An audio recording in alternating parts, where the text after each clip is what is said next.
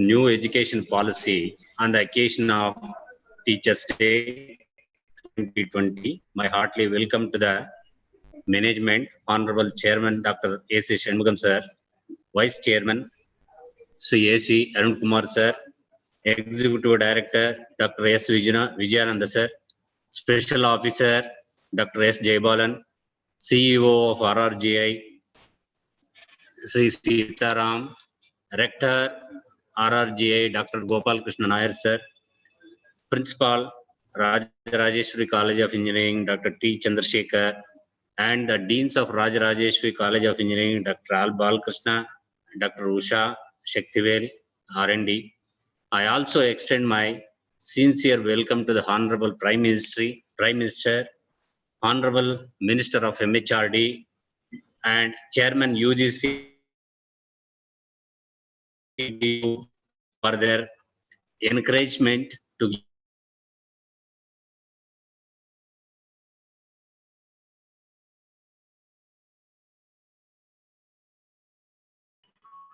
I also HODs, my lovely teaching fraternity, and all the students of our group of institutions.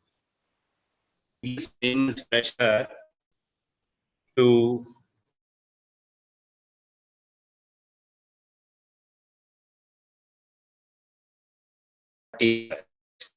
so why we are celebrating this to recall, to remember, and to honor our great scholar, statesman, a philanthropist, educationist, theologist, a politician, and a noble teacher and a great human being, Dr. Sarvepalli Radhakrishnan sir. So as he quotes, teachers should be the best minds in the country. So this program is exclusively organized to recall, to remember, and to honor the great scholar Dr. Radhakrishnan sir on his birth and to commemorate on his birth anniversary on 5th September of every year in our country. So it is our responsibility and customary to know the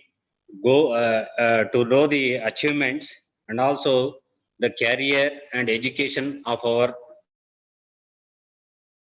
Sarvepalli Radhakrishna. Sarvepalli Radhakrishna was born on 5th September 1889 in a Telugu Brahmin family at a village near Tiruttani, Tamil Nadu. Now it is called Tiruvallur district in Tamil Nadu, at the border of Andhra Pradesh and Tamil Nadu. So his father's name was Sarvepalli Veeraswamy and his mother's name was Sithamma. His father was a subordinate revenue official in a service of the local Zamindar. So he married to a distant cousin, Shivakamu, at the age of 16, as per the tradition of the marriage of their family. The couple had 5 daughters and a son, and the couple lived for about 50 years of family life.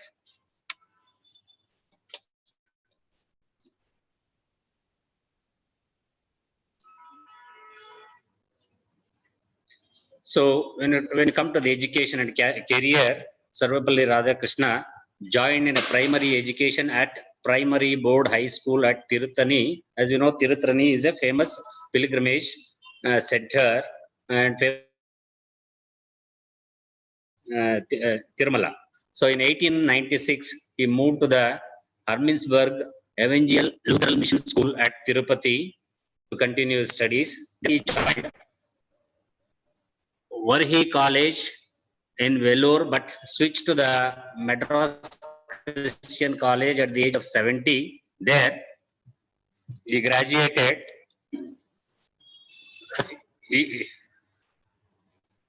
graduated at the age of 17 and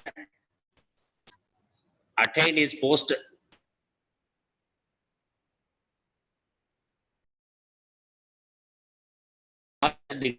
in philosophy at the age of 17 in the year 1906.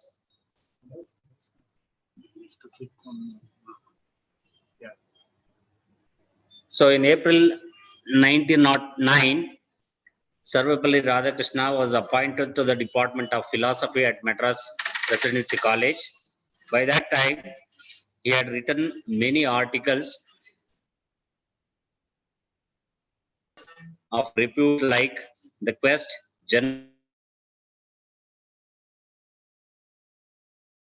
throughout his career in its career in his education, he used to get scholarships. Many scholarships he received. Then from 1918 to 21, he served as a professor of philosophy at Mysore University. From 1941 and from 1937 to 41, served as a professor of philosophy in Calcutta University. So during that time, he represented the University of Calcutta at the Congress of the Universities of the British Empire in June 1926 and the International Congress of Philosophy at Harvard University in September 1926. From 1931 to 36, he served as Vice Chancellor at the Andhra University. From 36 to 52, as Professor of Eastern Religious and Ethics at Oxford University in England. From 1939 to 48, worked as Vice Chancellor at Banaras Hindu University. 1953 to 62, he also worked as Chancellor of Delhi University. From 46 to 52, he led Indian delegation to the United Nations Educational, Scientific and Cultural Organization called and also he was elected chairman of the UNESCO Executive Council Board. From 1949 to 52, he served as Indian ambassador to Soviet Union. Then when you come to the political career, so he was the first elected Vice President of India in the year 1952. And in May 1962, he elected as the second President of India. So he served for 5 years as a President of India, and after 5 years, 1960, from the politics.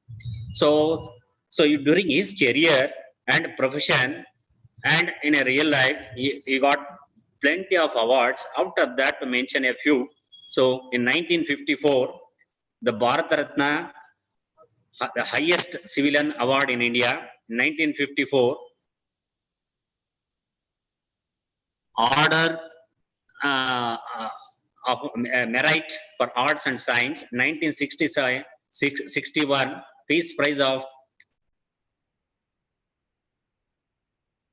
Trade, Peace Prize of German Book Trade, in 1963, the British Royal Order of Merit awarded in Queen Elizabeth, 1968, Sahitya Academy Fellowship, the higher honor conferred by the Sahitya Academy on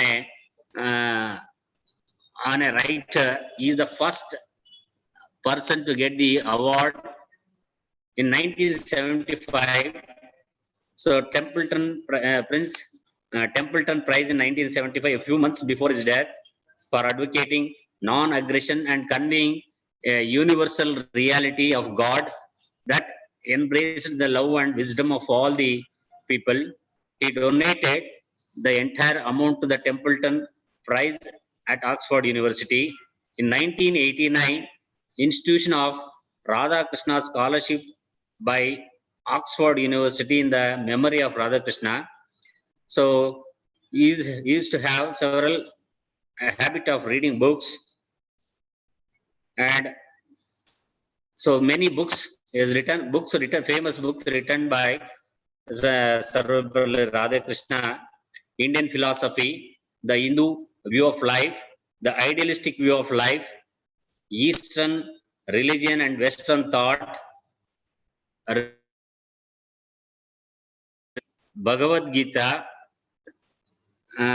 Dhammapada, the principal Upanishads, recovery of faith, religion, science and culture. So in the name of Dr. Sarvapalli Radhakrishna, in India, we are going to celebrate Teachers' Day on 5th September every year. It was started from the year 1962. But worldwide also, this Teachers' Day is celebrated with the different dates. 19 countries, they are celebrating Teachers' Day on October 5th. And 11 countries, they are celebrating Teachers' Day on February 28th. So why Teachers' Day? So we are organizing throughout the country to recall, to remember, and to honor all the teachers with some purpose. So one is Dr. Radhakrishna believed that teachers should be the best minds in the country. Therefore, to remember, to recall, honor the great scholar and the teacher, to commemorate the birth anniversary of Radhakrishna, to remember his services, deeds, achievements, and values rendered to the society, and to transfer, or if a true teacher, if you want to continue in the profession, you can carry some of the deeds given by Sarvapalli Radhakrishna, and to acknowledge and encourage the young and best teachers, and to honor for their achievements and contributions to the society, to award and felicitate the noble teachers who retired from their services after their contribution in the overall development of the individual students and also to the society. So Teachers' Day is dedicated to all the teachers, gurus, mentors who guide their successors to become better human beings and better members of the society.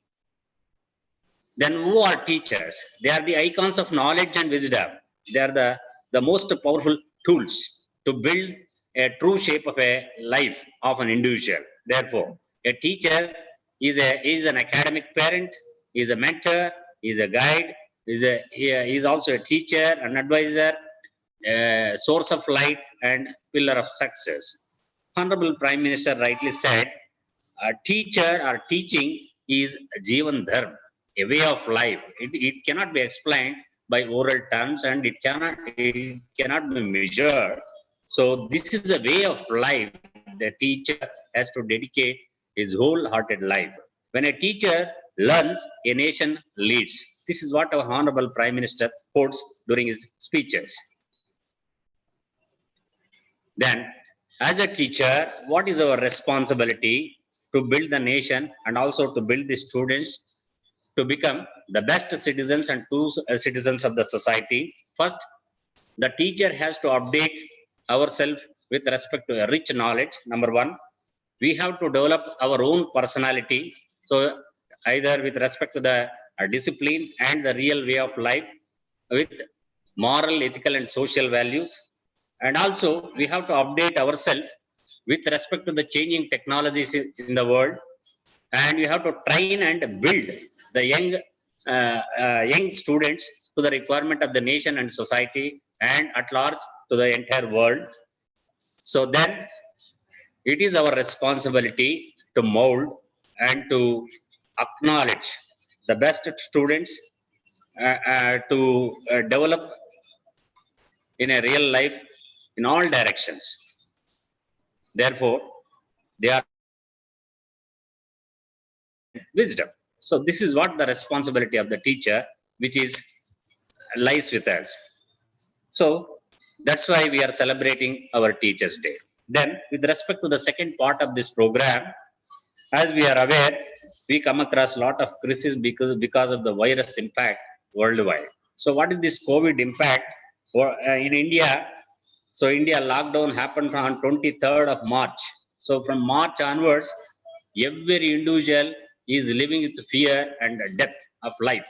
And also government has imposed several strict measures to overcome this problem. So accordingly, by imposing several measures and to taking several measures, it was able to control the loss of life, but it has resulted in total economic recession. So what is this? This recession happened not only at India, but also throughout the world.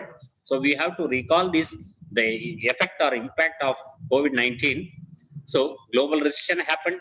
India has come across the worst recession ever seen before independence. After independence, the government has taken some initiatives, even though pumped in several lakhs to support the victims of this COVID impact. So several industrialists also participated, and several donors have come forward, several volunteers have come forward. In spite of that, our country is facing a lot of economic crisis. So what is it has happened nearly about 50%, 53% slowdown in the economy of the entire country, and there is a negative growth of GDP about minus 24% as of today latest survey of the GDP, gross domestic product. Then there is a sharp rise in unemployment. This unemployment rate has gone up from 6 to COVID-19 to 26% currently. Nearly 14 crore people lost their employment because of the COVID effect. Then $32,000 crores of money has lost in the Indian economy every day during the lockdown period, started from March 21st. So that's stress on supply chain. So there is a huge problem faced by every industry, either to procure the raw material or to subject it for several operations, and also to manufacture any component, either for the import or export of various activities. So every industry is facing a lot of stress on the supply chain of either the material or any other transaction or a trade. Then decrease in the government income. So this has affected, and it has the government situation has reached to a certain extent that they are going to print new notes, which is a bad impact on the entire economy of India in the face of world. So again, there is a slowdown in manufacturing, then the collapse of total tourism industry, hospitality industry, then the reduced consumer activities because everyone is staying at home and safeguarding themselves. There is no person to consume the products.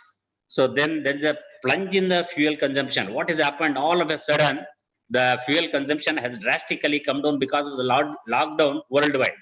So this has impacted a negative growth on the fuel prices. That means they are not able to store the fuel what they are manufacturing. As a result, it has got a negative impact on the oil prices, and as a result, we are facing, because of this effect, indirectly we are facing a sharp rise in the fuel prices, a total fall in trade with China, and also we are coming across there are a lot of border tensions. So all this is what the impact of COVID-19 effect. Then what are the opportunities? Because of the COVID impact, we are into total recession and facing a lot of economic problems. Then how to overcome this? We have some diversifications or opportunities. So during these opportunities, all pharma sectors are getting very good opportunities for their development and growth. The real revolution in the telecom sector has been started, including our mobile technology. Then the software companies also, they are getting very good opportunities worldwide, and also shift towards the digital technology. And many industries are facing the transformation from conventional methods to the latest technologies. That is, because of that, R&D activity, R&D requirement has gone up. Then the defense sector, there is a huge demand in the defense products, and manufacturing also. For example, there is a shift from, say, non-conventional engines to the electric engines. So this the transformation is happening in almost many areas, and plenty of job opportunities with highest pay potential. So these are the opportunities. Then at the same time, even though we are at the crisis, there is no need to fear, because money is flowing like a river to the emerging market like India.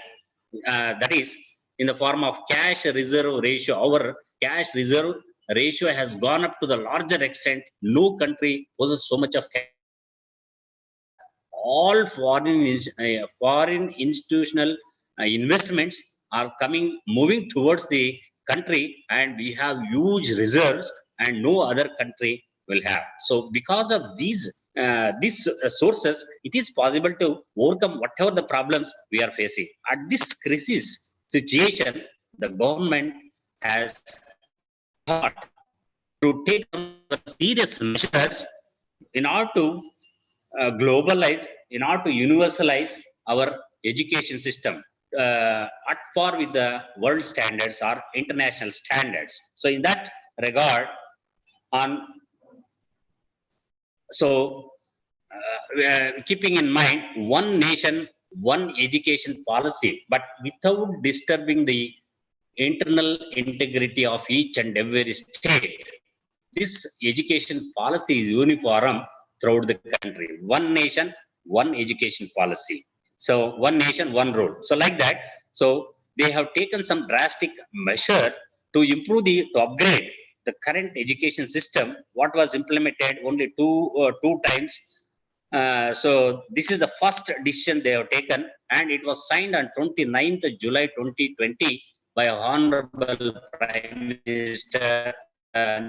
National education policy. They brought in some changes, again subjected to maybe discussions or some arguments, etc. So what are the principles and objectives of this national education policy?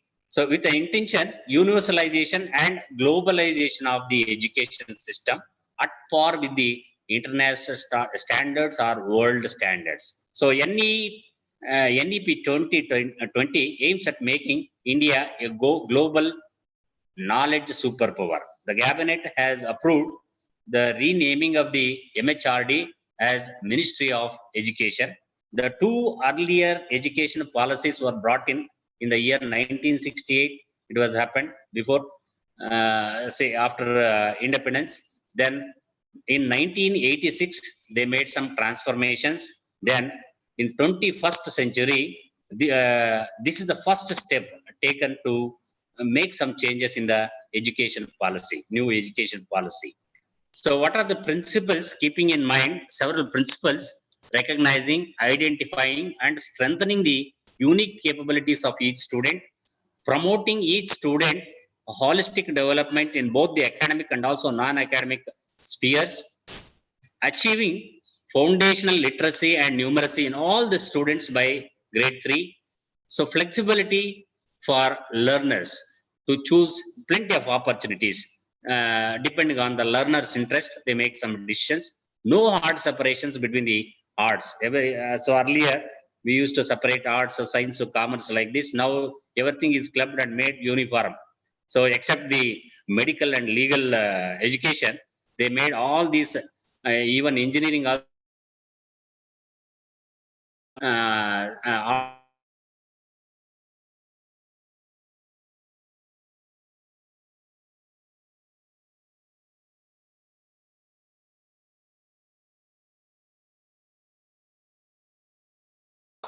multi life skills, then the regular formative assessment, full equity and inclusion, teachers and faculty, light but tight education policy. So like this, keeping several principles in mind, they brought in some changes. Then what are the changes they made? It is the school education. When you come to the school education, the following changes: the current 10+2 system is replaced by new 5+3+3+4. What do you mean by this? In the current education system, the student is able to enter at the age of 6. So depending on either the city or age, within 6 years, some students make, say, education. Some students may join for pre-nursery. Some students may join for LKG, UKG. There is an option. So the requirement is the student should join for first standard at the age of 6 years. This is what the left side of the diagram, the current policy. Then from first standard to 10th standard, he has to attain age of 16 years for 10 years of education. 10+2 education system, so 11th and 12th standard, pre-university education, so it will be 18 years. they made some minor changes here. When a student attains 8 years of age, that is first foundation level. So 5 years. So you will be completing second standard. Then when it reaches say 11 years, so you will be completing say fifth standard. So then when he goes to say 14 years, you will be completing eighth standard. So then next 4 years you will be completing PUC, that is 9th, 10th, 11th, and 12th, all 4 years. So this is how this framework has been made, plus 3 plus 3 plus 4. So in this current system, we have primary education, lower primary, first standard to fourth standard, higher primary, fifth standard to seventh standard. Then the secondary school, 8th standard to 10th standard. Then college, that is pre-university school, 11th standard and 12th standard. This is what the structure. This has been totally replaced and made uniform country. So 5 plus 3 plus 3 plus 4. So with some objectives. So it will bring the uncovered age group of, again, the students who left their education, maybe because of the poverty levels or maybe lack of development, either in the villages or in the cities. So nearly 3 to 6 years under school, the age group of 3 to 6 years under school curriculum, which has been recognized. So all of them will be brought into the mainstream to educate them. So then class 10 and 12 board examination to be made easier. Then the school governance is set to change. New with independent authority will be given for the schools. Then the foundational literacy and numeracy. So like this, then there are some vocational education, etc. This is what the brought the changes, and also they have provided several improvements to uplift the education at the first phase, at the lower level of primary education. So Anganwadi schools will be upgraded and they will be fed with lot of facilities. All developments have been, and to have a control on them. So national curriculum framework for teacher education policy has been set up. Again, National Council of Teacher Education in consultation with NCERT, all of them related to the primary education. When it comes to the higher education, so in higher education at the degree level, students have the plenty of opportunities to opt at different stages. First year, say in the current situation, we have a 3 years degree program for BA, BSc, BCom, etc. And technical courses, it is 4 years program. So all together, now it is clubbed for 4 years. Plenty of opportunities and diversifications according to their own will and own area of interest. They are able to opt several subjects and diversify. In between also, they are able to get some diploma. So in the current education system. So in the previous case, there is a lot of difference. Say for example, if you take BSc, MSc, so it will be graded MSc, BSc, MSc is equivalent to a BTech graduation, a technically qualified undergraduate, and technically qualified master degree program is equivalent to PhD of the science program. There is disparities in the current education system. This has been uplifted and transformed, made uniform, whether arts, science, or commerce, whatever may be. So they have to undergo 4 years of education and 1 year of B.Ed education to become a teacher. This is what the changes happened in the current. Then MPhil program has been cancelled. So for the current all, especially this is applicable for especially in the science graduates, those who PhD or to become a faculty member, pass the national level examination, or compulsorily they have to complete their MPhil program before they go for PhD or higher to continue their profession in the teaching. So now it is stopped and they made it uniform. So these are some of the changes made in the new education policy as far as the higher education is concerned. And to have a monitor on this, several regulatory bodies have been maintained. Say Higher Education Commitment of India, Commission of India will be set up in single umbrella body for the entire higher education, excluding medical and legal education.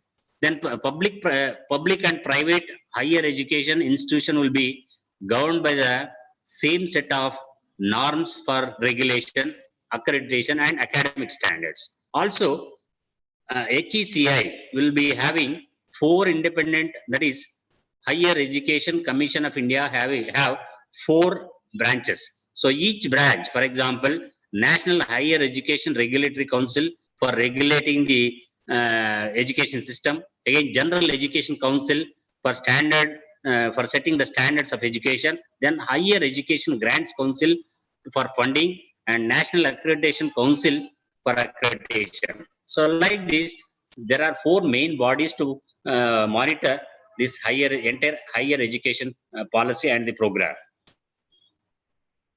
Then the affiliation to colleges will be phased out in 15 years, and a stage-wise mechanism to be established for granting graded autonomy to colleges. If any college want to apply for autonomy, they have to undergo 15 years and follow several norms set by these 4 bodies over a period of time. So then the college will be expected to develop into either a autonomous degree granting college or a constituent college of the university.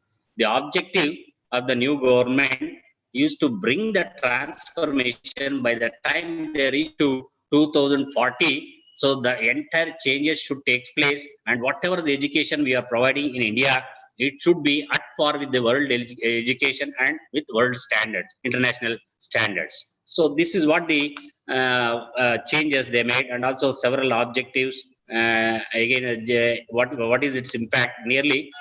Currently they are spending nearly about 4.6% of total GDP on education. Now it is upgraded to 6% of GDP on education.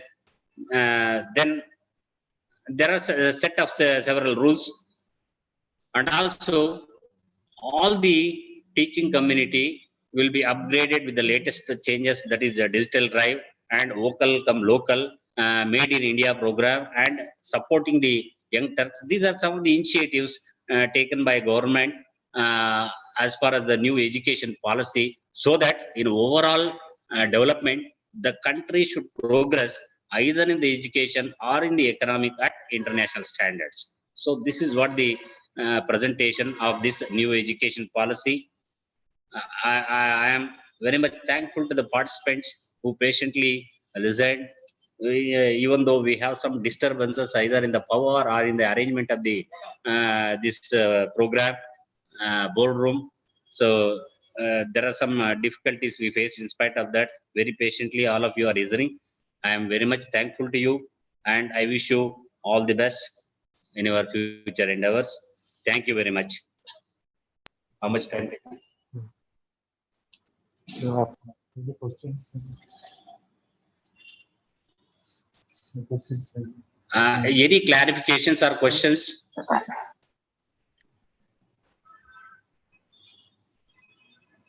Hello, is it audible? Any discussions, please?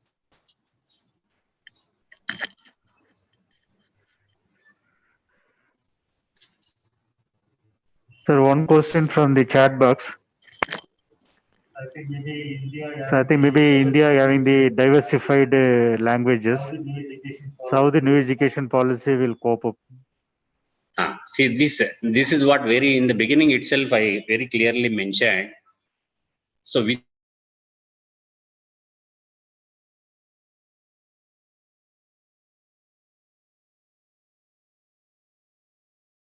policy, as they have only their own local system. So to overcome this problem, especially lower, that is 5 level of education will be uniform in their mother tongue. So that is up to 8th standard.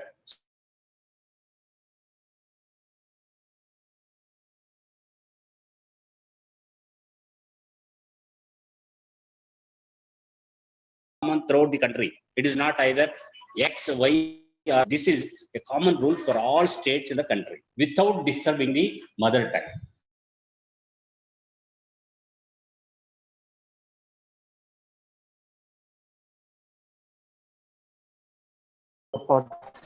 questions from the participants?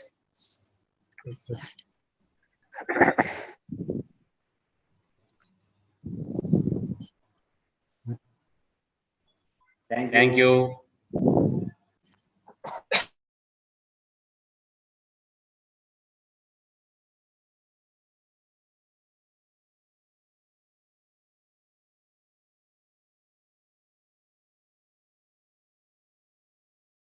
From the beginning to the end of this event, and also Professor Dr. Karthikeyan, who are with us for organizing this program in a successful manner. Thank you very much. And now I hand over to Professor Karthikeyan sir for the vote of thanks. Okay. Thank you very much, sir. So I feel very happy to give the vote of thanks. So first, thanks to management, principal, and all the ED sir, SO sir, and also I feel proud to thanks to Sangareddy sir, because immediately we'll approach him.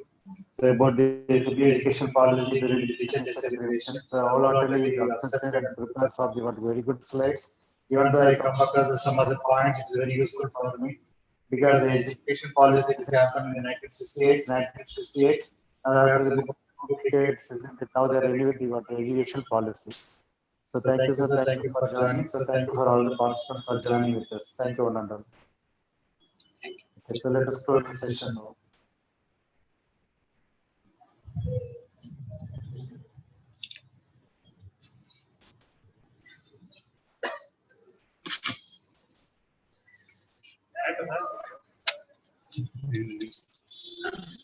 Sir,